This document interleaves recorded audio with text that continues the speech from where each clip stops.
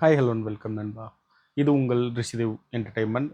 நேற்று சாயங்காலம் 4 மணி முதல் தேர்தல் கட்டுப்பாடுகள் அமலுக்கு வந்திருக்கிறது.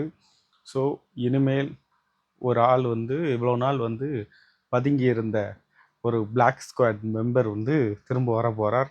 யாருன்னு பார்த்தீங்கன்னா நம்ம சவுக்கு சங்கர். என்னன்னு பார்த்தீங்கன்னா சவுக்கு சங்கர் ஆல்ரெடி சொல்லியிருந்தார், தேர்தல் நேரத்தில் நான் பயங்கரமாக ஆட போகிறேன்னு.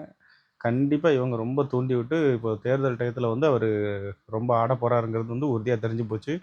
இப்போ தேர்தல் கட்டுப்பாடுகள் அமலுக்கு வந்ததுனால தேர்தல் அதிகாரிகள் நினச்சா யாரனாலும் ட்ரான்ஸ்ஃபர் பண்ணலாம், யாரனாலும் போடலாம் அந்த பதவிகளுக்கு. ஸோ இனிமேல் சவுக்கு சங்கருக்கு எந்த பிரச்சனையும் இருக்காது. சவுக்கு சங்கர் ஆட்டோமேட்டிக்காக இதுக்கு வந்துடுவார், ஃபார்முக்கு வந்துடுவார், வீடியோஸ் போட ஆரம்பிச்சிடுவார் அப்படிங்கிறத பற்றி ஒரு தகவல் ஒன்று வந்திருக்கு. ஸோ சவுக்கு ஆல்ரெடி ஸ்டார்ட் பண்ணிட்டாங்க. ஒன்று புது சேனல் இல்லை பழைய சேனல்லே கூட வீடியோஸ் போட ஆரம்பிக்கலாம்ங்கிற மாதிரி சொல்லிகிட்டு இருக்காங்க. அவங்க சேனல்ஸை சார்ந்த மற்றவங்களும் ஜாயின் பண்ணுறதுக்கு வாய்ப்பு இருக்கிறது. அப்படி இல்லைன்னா அவர் மட்டும் இண்டிவிஜுவலாக வீடியோஸ் போடுறதுக்கும் வாய்ப்பு இருக்குது. ஆனால் சவுக்கு மீடியா திரும்ப வரப்போது. சவுக்கு சங்கர் தன்னோட வெறியாட்டத்தை தொடங்க போகிறார் அப்படிங்கிற மாதிரி சொல்லிகிட்டு இருக்காங்க.